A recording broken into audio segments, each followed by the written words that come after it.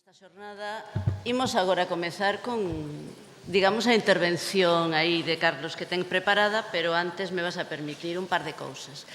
Ese marcapáxinas que creo que xa vos comentaron os compañeiros do CAFI cando recibichedes o material, ese marcapáxinas que de color alaranxado, que leva o título da intervención que agora vai facer Carlos, é un agasallo que nos fixo el, e digo agasallo no sentido de que é un marcapáxinas, un obxeto físico, co que nos agasallou efectivamente onte, cunha sorpresa que nos trouxo, pero que ademais contén un poema inédito que el fixo para esta ocasión, e que lle ben agradecemos ben que fixera ese esforzo. Que podemos falar de Carlos? Eu non quería pillarche moito tempo, Carlos. Entonces, neste momento, casi vou facer unha cousa que, bueno, sempre facemos presentacións moi breves, pero desta vez vai ser brevísima.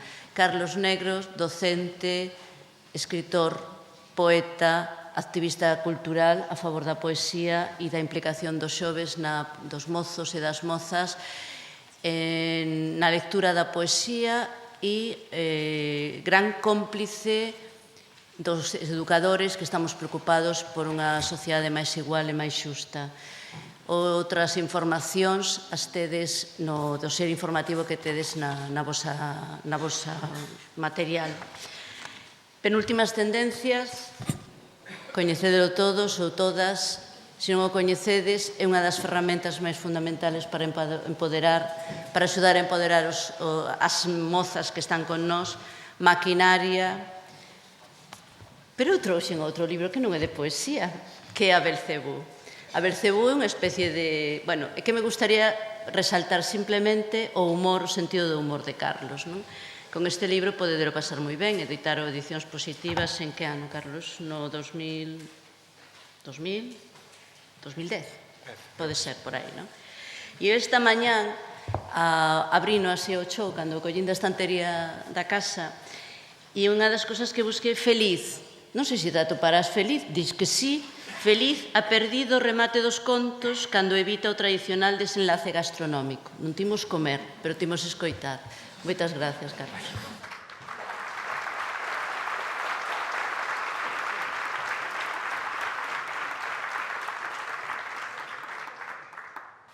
Ola outra vez, escoítase ben? Sí, ola ao fondo tamén. Vexo moitas caras coñecidas. E iso é moi gratificante. Eu pensei que o premio implicaba un día de relax, que era o premio así simplemente darvos as grazas, pero díxome Cristina que tiña que falar 50 minutos ou unha hora. Quedei un pouco asustado, sobre todo preocupado por vos, porque unha hora falando pareceme moito, incluso para un poeta. Traio o discurso escrito, vou intentar, bueno, que sexa máis ou menos posible. Non sei, non creo que dure unha hora, espero que non, creo que dura algo menos. E vou ir dicindo unhas cantas cousas que creo que son interesantes reflexionar hoxe aquí con vos despois de recibir o premio. A poesía din que é un animal escondido, digo eu. E digo porque se pode agochar nos lugares máis insospeitados e baixo a apariencia máis inusitada. Levo máis ou menos unha década da miña vida percorrendo os centros de ensino, os vosos centros de ensino, acompañado, ben sabedes, dunha maleta chea de libros, coches e bonecas. Con esa maleta aprendín que os relampos poéticos poden aparecer de súpeto en calquera sitio. Agás, quizáis naqueles lugares poucos onde imperan a rutina e o desleixo. A poesía é un animal escondido. Ás veces xogas agachadas con tanta violencia que tardamos toda unha vida en descubrila.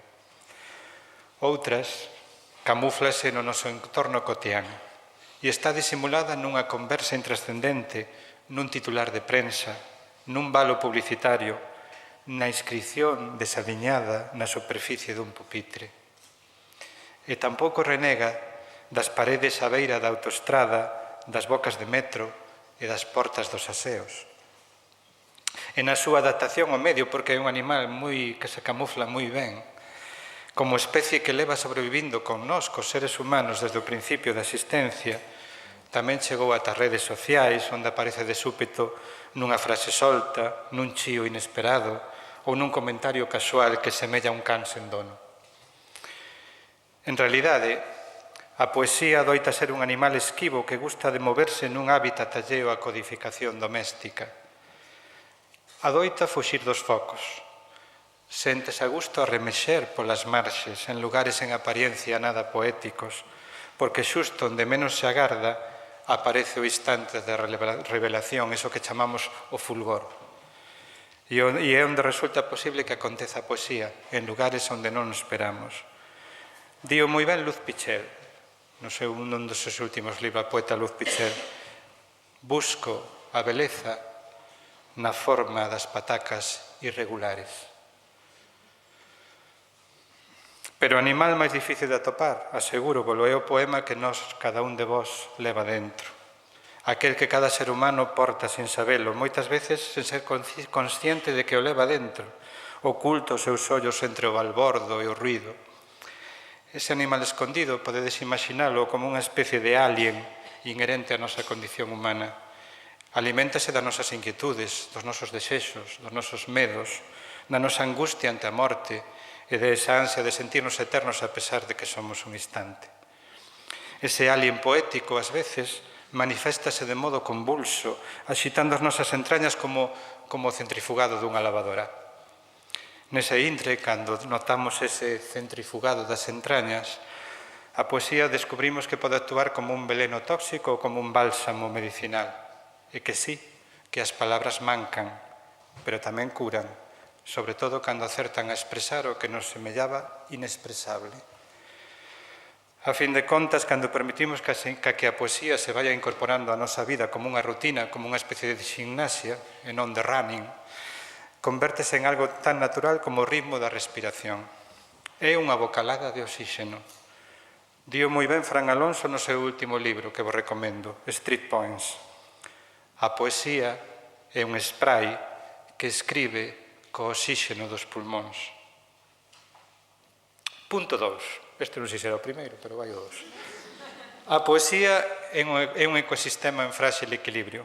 Ben, aquí, algunhas cousas das que iba a dicir aquí dixenas un poquinho antes, pero vou incidir nalgúna. Falábamos de respiración, e isto é unha respiración compartida que estamos tendo todos nós. E se estou hoxe aquí, son moi consciente de que forma parte dun ecosistema compartido en torno á lectura que acolle múltiples especies. Ademais, a nosa literatura precisa dun apoio político real que vaya máis alá da celebración desta efeméride ou dunha palmada no lombo que nos dan un premio. Está ben, é dicir, non se me entenda mal. Agradezo moito os parabéns recibidos, pois a todos nos gusta que nos recoñezan os méritos, pero que precisamos con urxencia e que a Administración siga tomándose en serio o desenvolvemento dun modelo de industria cultural que nos permita seguir formando parte dese PIB que citei antes. E se estou hoxe aquí é porque aínda subsiste unha librería pequena nos barrios que vende eses libros que non atopan oco nas grandes superficies, ou porque unha docente entusiasta, aquí vexo moitas, aínda organiza un club de lectura pola tarde, fora do seu horario escolar, e queda na biblioteca a comer cos alumnos, a xantar unhas pizzas, cun grupo de adolescentes que atopan nos libros algo máxico que é un modo de socialización, de integración diferente, activo e creativo e cooperativo.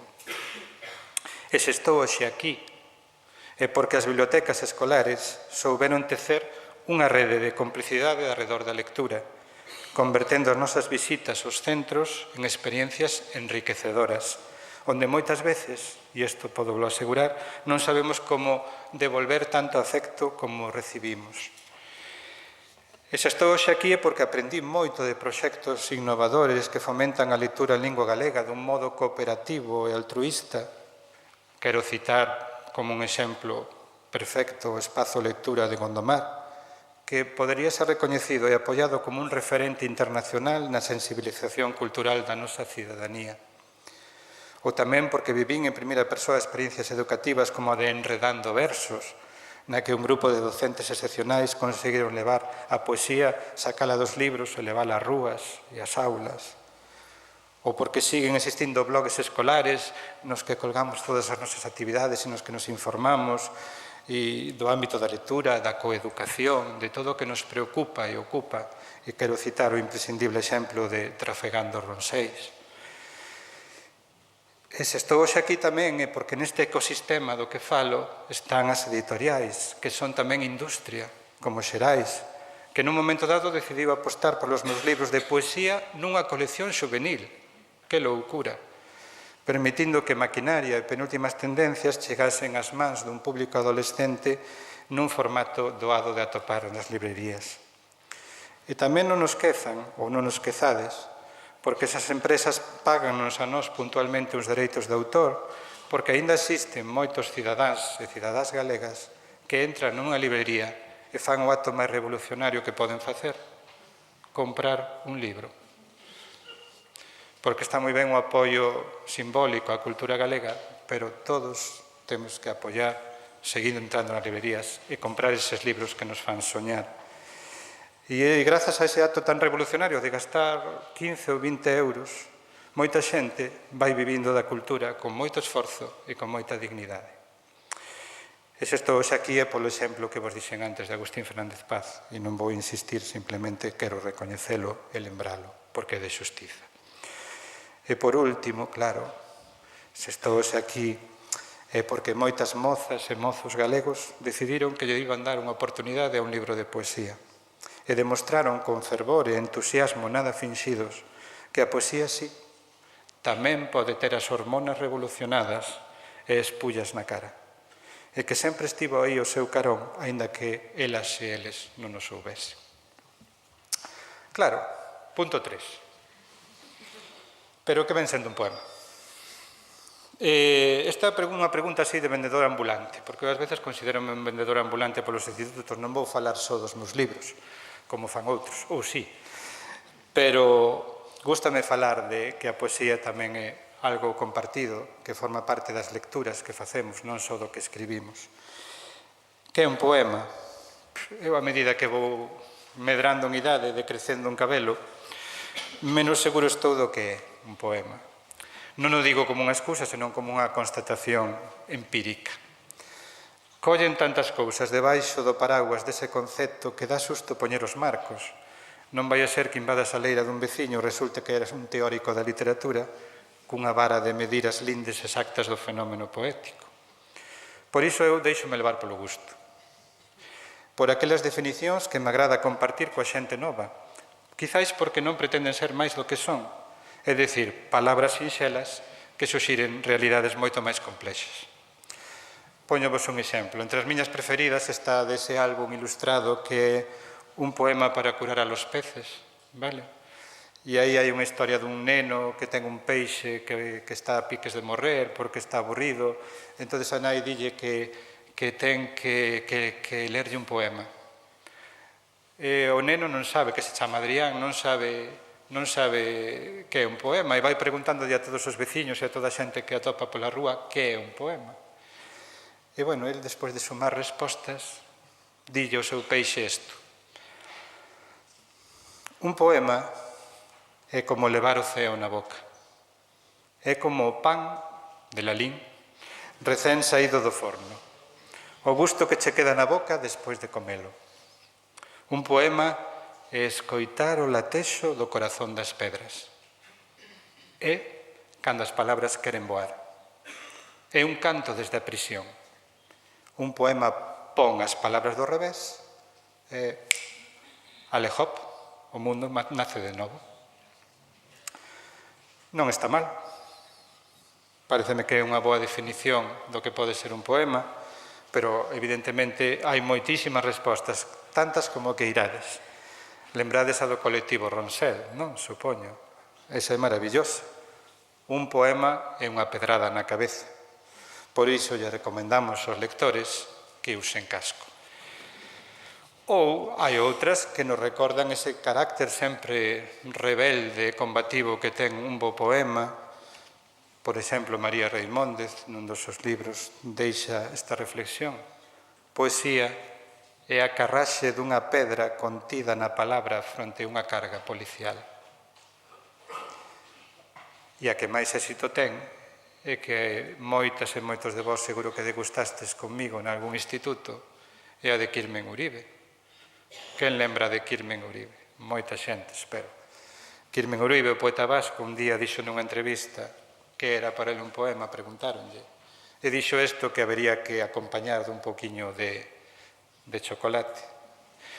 Dixo, un poema é unha onza de chocolate, algo pequeno, escuro, e o máis bo do mundo. Non está mal. E para rematar esta parte, quixen compartir con vos ese marcapáxinas e quixen hoxe traer unha definición feita por min, así un pouco ás presas, pero espero que vos guste e que a podades levar para casa e compartila. E a definición que vos aparece aí, que é unha especie de xogo malabarista co abecedario, vou na ler, xa que a tedes aí, e espero que vos guste. Un poema é unha apertura, unha boca rabuda, o corazón da mazá, o cheiro das gasolineiras, a danza do acento, a espera e o desespero, o feroz, sen o lobo, a gota que non colma o vaso, o H intercalado, o índice pero sen dedo, a liberdade, o menudo día, o que non abaixa a cabeza, un ñu iracundo, o de asombro, a porta entreaberta, o que de quérote, o rumor que desemboca en murmurio, o sal da ferida, a temperatura exacta, o universo, o xeroglífico das emocións e a zapatilla de andar por fora. Colle idea que vos guste.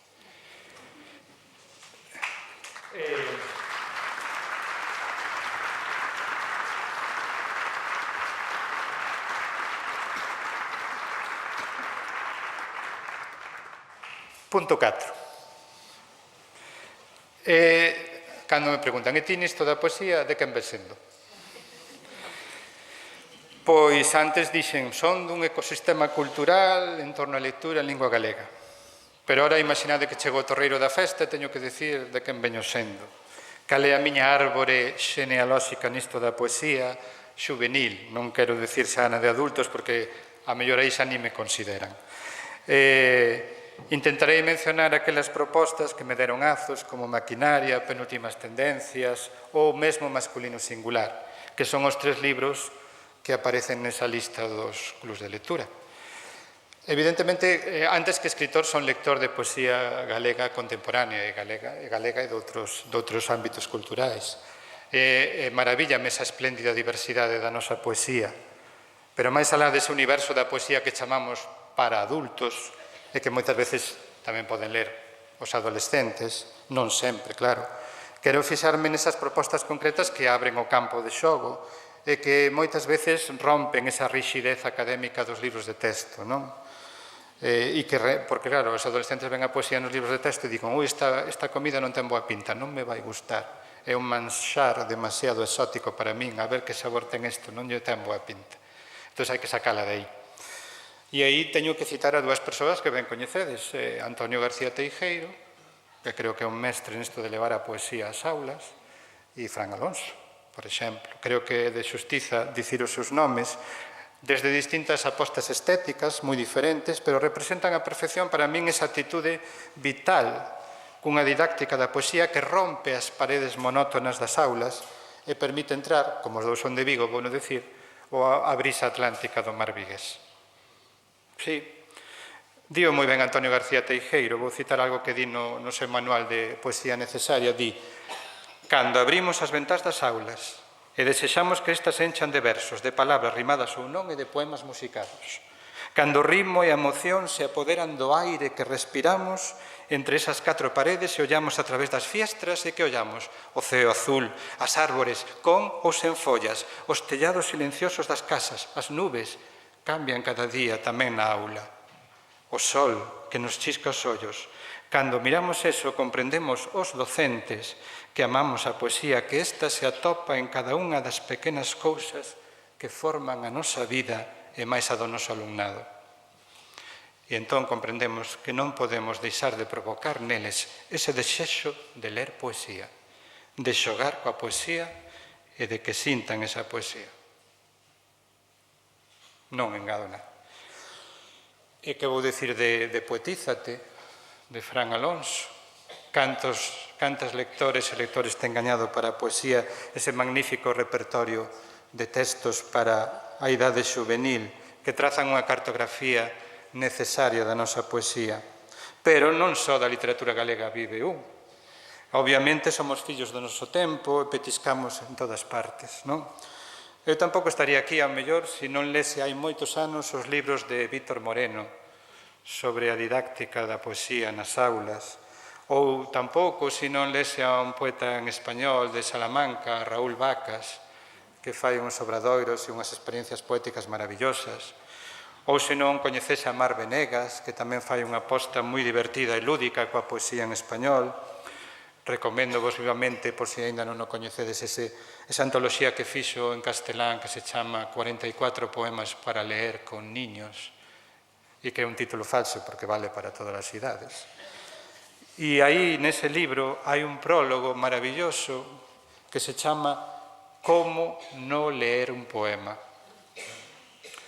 que é o mellor decálogo que coñezo para que aprendamos que outro dos actos revolucionarios, aparte de comprar un libro en galego e pagalo, é ler en voz alta nas aulas poemas.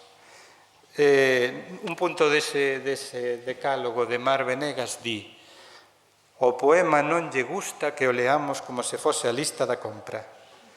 Que alegría lle dá que o leamos acompañados pola voz, serios como sopranos ou divertidos como se estivésemos a dicir un trabalínguas. Cada persoa ten un xeito de lectura que o fará mellor poema.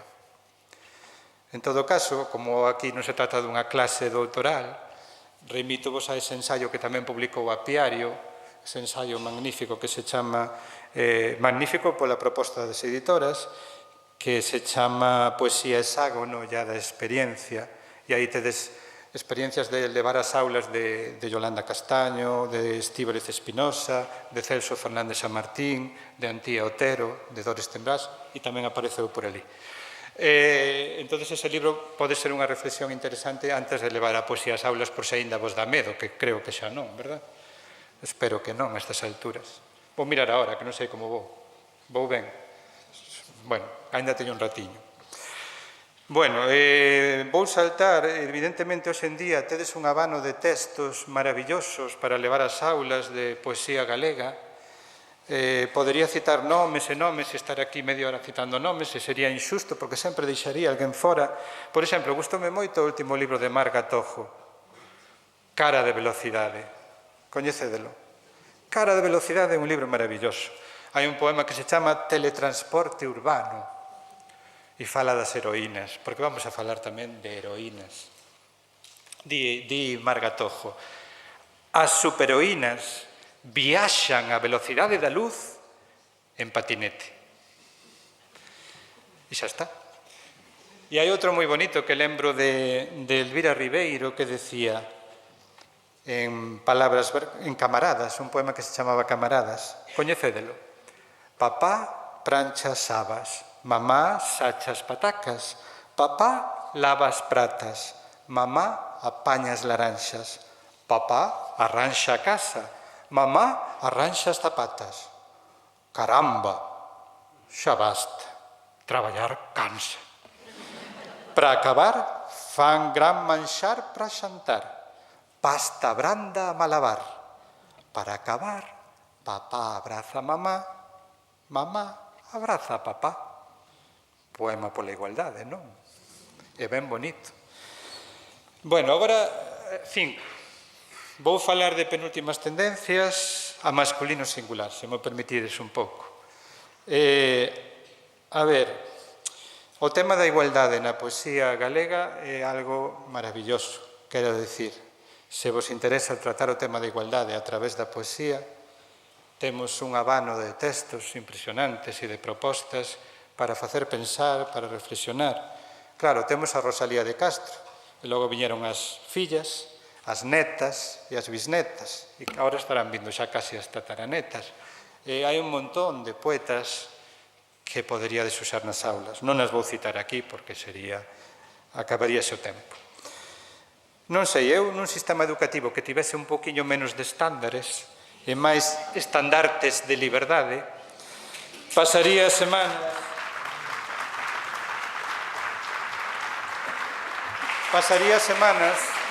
a compartir poemas destas autoras, pero non para saber os datas nas que naceron, nin os títulos dos libros, sino para reflexionar pola potencia liberadora que ten esa palabra poética feminista. Porque de súpeto, cando ledes eses poemas co alumnado, todo cambia. Os mitos clásicos revísanse. As mulleres esquecidas pola historia recuperan o nome. Os corpos rompen esa ditadura das tallas. O erotismo deixa de ser un apéndice da dominación masculina. As metáforas deixan de vendernos compresas con as e falan do sangue menstrual, da flor vermella, da estirpe das aboas e do útero. E a linguaxe evolucionase, transfórmanos, e as fronteiras do establecido dilúense en gándaras transxénicas. E a gramática deixa de ser unha gaiola de sufixos, forma o feminino a partir do masculino. E entón Estíbaliz Espinosa, nun aforismo do seu último libro, actúa como portavoza deste futuro que está chegando xa. E di ela: o feminino, a masculino, a amor, os relacións, as malentendidos, os sobreentendidas, o que non é boi, nin vaca, o híbrida, miña señor. Xa que logo o feminismo fai saltar todos os nosos medos polo aire. E pobre de quen escriba aínda en Galicia pretendendo ignorar esta revolución, pois o cambio social vai no deixar fora de xogo. Porque os signos patrios, cando non se abren as ventás para ventilar as academias, cheiran a tradición valorenta, a tapiz comesto pola couza. E non hai canto posible no século XXI sen atender a toda esa pluralidade de voces que van deconstruindo a nosa mirada sobre o amor, sobre os corpos, sobre os mecanismos de dominación instaurados na propia linguaxe poética durante séculos e séculos de poesía just for men. E foi neste contexto onde tomei a decisión de escribir Penúltimas tendencias, que se publicou no 2014, como un libro pop, que se vai mergullando nos estereotipos da cultura adolescente enfocada ás mozas. E por iso ese libro loita contra os estereotipos do amor romántico, do consumo publicitario, do fashion e cool como nova religión. E por iso falo das chicas out. Ti escolles. Eu son así, coa cabeza case sempre na cara oculta da lúa e o corazón nalgún planeta do espazo exterior. E do resto, xa sabes, non son desas que che leva o look perfecto para cada ocasión, porque son tan real que sangro nos tampóns, hinchan nos peitos e trabo cos dentes, porque son tan real que se abra a boca, asusto sen sabelo. Claro, o problema desto da didáctica na poesía é complicado, porque se metes moita pílula didáctica, o poema mellor ás veces pode desaparecer, sempre corres ese risco. Porque, ao final de contas, un poema, e isto é moi importante para min, non funciona como tal cando se limita a constatar as túas crenzas ideolóxicas, porque entón desaparece. O poema ten unha expectativa de algo inesperado que rompe e que non das explicado. Entón hai que facelo agromar incluso onde pensamos que non pode haber un poema. Un dos poemas que máis gustan nos institutos naceu dunha revista dos test de revistas para adolescentes e é o famoso autocuestionario, que para min é o meu clásico dos institutos, coñecédelo, verdad? Vou vos presentar a Corvo. Lembrades a Corvo? Quen lembra a Corvo que levante a man? Alguén lembra a Corvo? Por lo menos hai 2 persoas, 3 ou 4. Vou vos presentar a Corvo.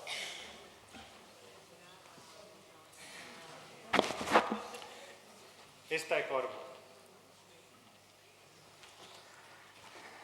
O cuestionario vai no contestar ela, vale? As preguntas saqueinas dunha revista, porque xa vos dicen que a poesía está en calqueras partes, nunha super pop. Corvo, mordes as unllas ou lévalas á última? As unllas úsoas para rabuñar a pel dos peluches. Prefires barra de labios ou brillo? Prefiro óxido na lingua, cuspe e dinamita. E cal é a túa pose favorita, Corvo? A posición dunha percha no armario. Estás apuntada a clases de dance?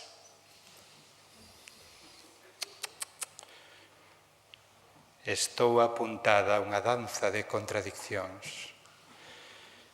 E gustan os gatiños como mascotas? Escollo o negro da pel da pantera. E canto tempo pasas fronte aos espellos? Procuro esquivalos para que non me devoren. E cal é o teu mellor truco de beleza? Dubidar, non sentirme nunca Evax fina e segura. E como imaginas un chico 10? Case tan perdido como a min, pero sen tetas. Es feliz? Nin se me pasa pola cabeza ser outro parruliño no estanque.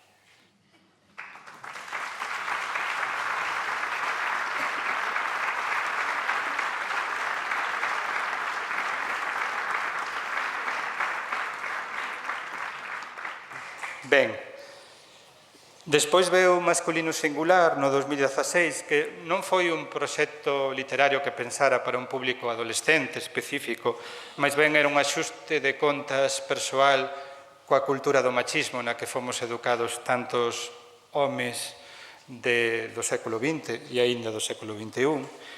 Diría que Masculino Singular é un libro feo, desagradable, porque está manchado de pintadas obscenas e de pirolas erectas nos baños dos institutos. É un vertedoiro poético que reflexiona sobre como poden agromar novas masculinidades nun entorno hostil que aínda está dominado pola prostitución e pola pornografía. E claro, eses poemas non cantan porque non atoparon a música, son poemas contaxiados desa linguaxe sucia do machismo.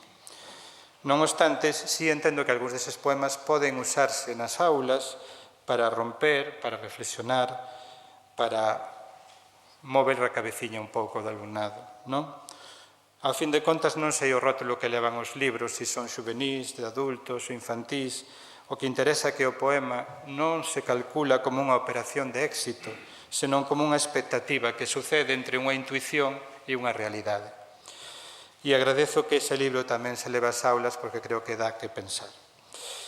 A pesar de todos os atrancos, creo que esa revolución feminista resulta ineludible xa e que o modelo de masculinidade do que reflexiono neste libro está cambiando e o clásico ten os días contados. Espero que algún día haxa aquí moitos máis X-Men, triunfadores do combate contra a tribo dos machos alfa dominantes. Quen son os X-Men para min? Son mutantes, insumisos emocionais, homes sen himnos, sen rifle, sen Biblia, homes en tránsito, elásticos e volátiles, homes que non comprenden as estatuas ecuestres, homes sen tábuas da lei, sen peañas de sangue, os que non conxugan formas verbais con desinencias de exterminio, os que non aceptan ningún sufixo que derive o desexo en violación, homes que non provocan hemorraxias, homes transformers, homes sen obras, porcelana fina. Ben, vou abreviar un pouquiño, quédame falar, porque non falei de maquinaria. Eu non estaría aquí se nun momento dado maquinaria non tivese o éxito que tivo. Maquinaria naceu un día en Dodro, cando vin nun pupitre, vou abreviar un pouquiño, cando vin un pupitre, nos pupitres dunha aula do alumnado, que todos escribían maquinaria nas mesas con K, e empecé a preguntarlles que era maquinaria. Resulta que era o alcume, un nick dun tipo que iba derrapando cos coches e xa levara 3 ou 4 accidentes e estaba seguido con esa obsesión pola velocidade, destrozando coches coas ventás do coche baixadas a toda hostia. A partir de aí pensei que aí había un mundo que contar e que podía facer o reto de contarlo en verso como unha experiencia urbana, como algo de rap ou de poesía oral, e foi surdindo Maquinaria como unha aceleración poética de 0 a 100 en 3 segundos, radical e contundente. E ese libro, que editou Xerais no 2009, tivo un éxito para min inesperado. Hoxe en día ainda vai, creo que pola 6ª edición, e iso nun libro de poesía para adolescentes para min é algo máxico. Vale. Foi o primeiro libro de poesía que se publicou no catálogo de Fora de Xogo a nivel individual, e iso para min foi tamén algo importante. Ese libro fala deses adolescentes que teñen un único lema na vida, que é fe en Dios e ferro a fondo. Debolle moito a Maquinaria. Maquinaria non o podo recitar aquí así de golpe porque asustaríades vos. Tería que transformarme agora en alguén que non son. Simplemente vos deixo un anuncio da velocidade a que tería que ler Maquinaria. Tería que lelo así. Ferro a tope, bótalle peito, mételle a fondo, que ardan esta parte. Dalle gas, dalle gas, dalle gas, dalle gas, dalle gas.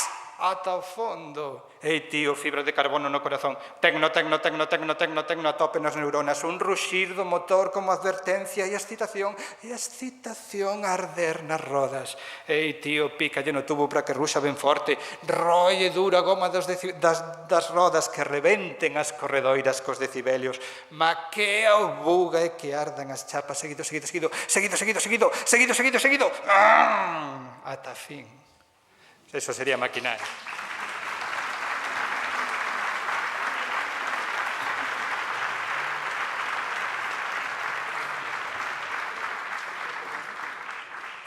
Xa me están marcando aquí como nos Óscar.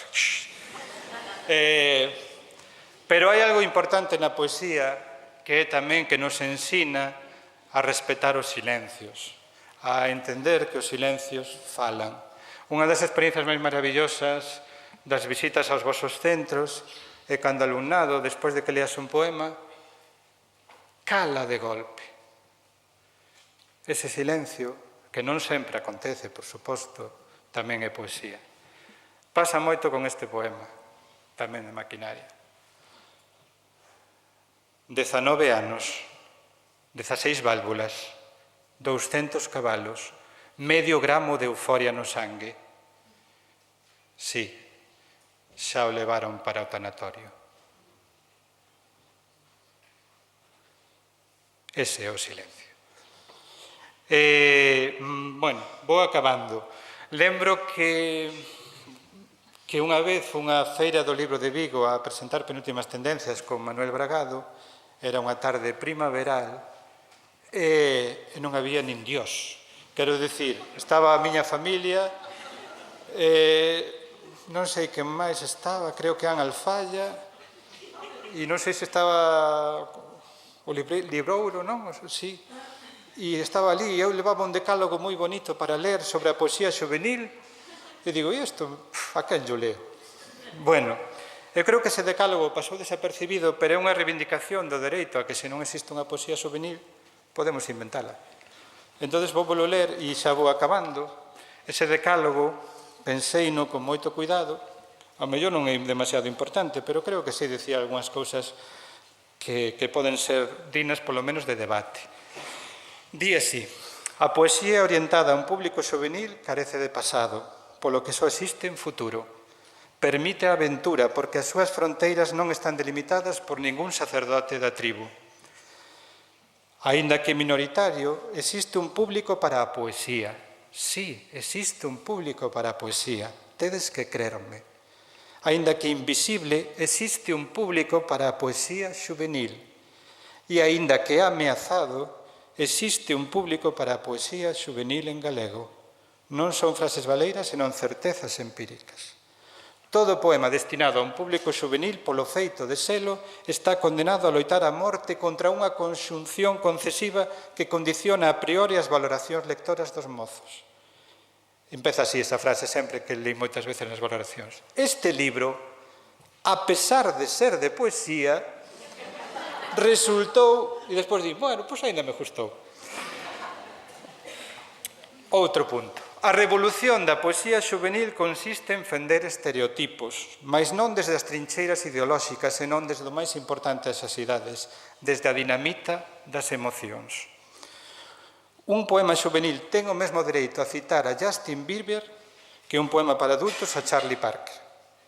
E Celso Emilio Ferreiro pode convivir perfectamente con Beyoncé, porque a poesía é libre ou non é poesía. 3 principios básicos por se alguén se anima a escribir poesía xuvenil e para eu poder descansar. Rigor lingüístico, ambición estética e debate ético. En definitiva, ansia de facer versos que non resulten estatuas de sal nun museo arqueolóxico. Coidado, practicar a poesía xuvenil é un deporte de alto risco, porque falamos para lectoras e lectores mutantes, en proceso de cambio, distintos e moitas veces distantes. A poesía para adolescentes debe ser xulgada igual que o resto da poesía para adultos, como boa ou mala literatura, é dicir, como algo que nos enche ou como algo que sobra. A poesía xuvenil é aquela que permite ler tamén toda aquela que xa non é xuvenil. E se a poesía xuvenil aínda non existe, que ou quen nos impide inventala? Este era o decálogo tal como o lín en Vigo. Nin Dios se fixo caso. Vale, vou engadir un epílogo, porque se me ocorreu outro día, cando me anunciaron o do premio, dixen, faltábame un epílogo. O epílogo é unha pregunta difícil de examen de selectividade. Cal é a diferenza entre un poeta de verdade e un poeta xuvenil? Non vos arrisquedes a contestar, que suspendedes. Vou volo dicir. Eu creo que foi un flash así, este é o mellor verso que escribí na vida. Di así, é un chiste realmente. Pois a única diferencia é que un poeta de verdade fai sonetos e un poeta xuvenil, kilómetros.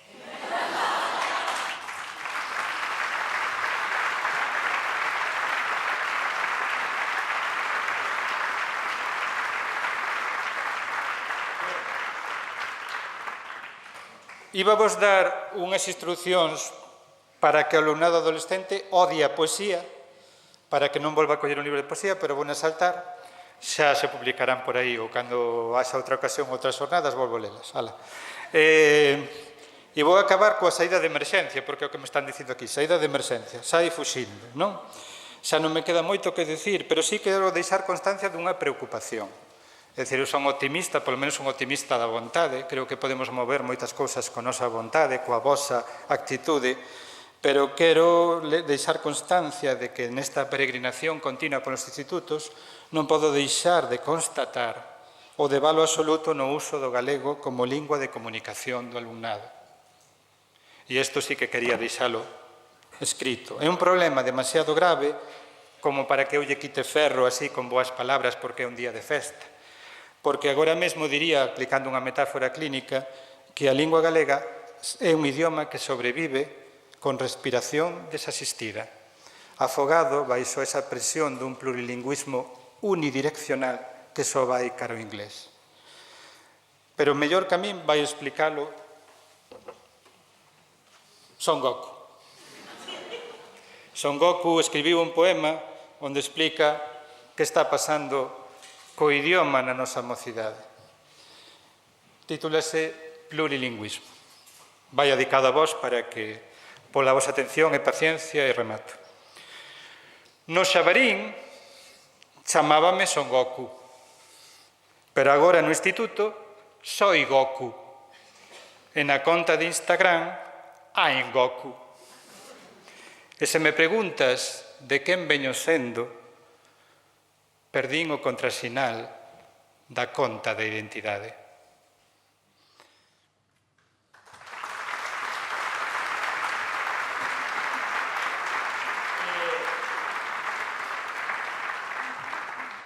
Falei ao principio de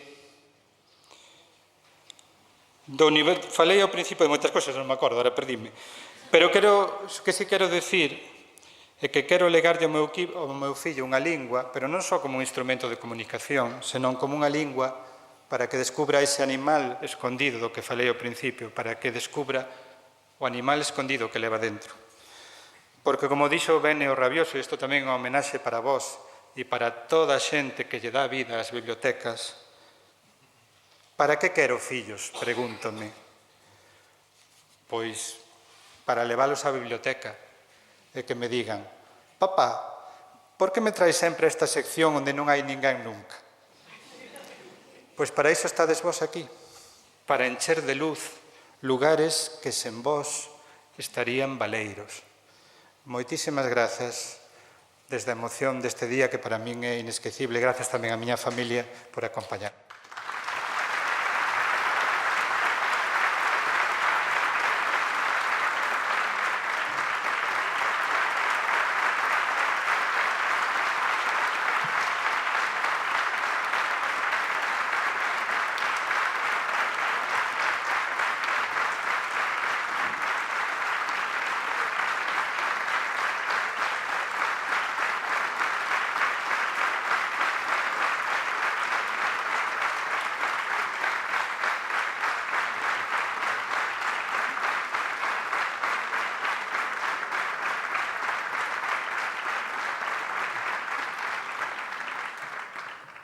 Creo que vai ser tamén para nós inesquecible este momento que nos diches a favor da poesía e a favor da lectura e da defensa da lingua. Dúas cousiñas nada máis. Gracias ao esforzo da Consellería de Educación, conseguimos convenceros ano tras ano para que teñades nas vosas bolsas un libro de lectura profesional que neste caso ten un título bastante irónico. Como irónico foi, anda por aí agachadiño, pero anda con nós. Fran Alonso agasallounos desta vez para o Día do Libro, chegouvos a todos, un texto que tamén ten a súa ironía, pero que foi quende incluso polo traballo dos docentes, que para iso estamos, que tamén chegase aos máis pequeniños. Se queres que os demais che digan o que tes que facer, non leas. Se queres que os demais che digan o que tes que pensar, non leas. Se queres que a publicidade che diga o que tes que mercar, non leas. Se queres vivir como un robot que outras persoas programan, non leas. Non leas porque a lectura é incómoda. Non leas porque a lectura che revolve a cabeza. Non leas porque a lectura te pon contra as cordas. Non leas porque a lectura é rebelión. Así que, por favor, é mellor que non leas. Texto de Fran Alonso, a quen lle agradecemos tamén.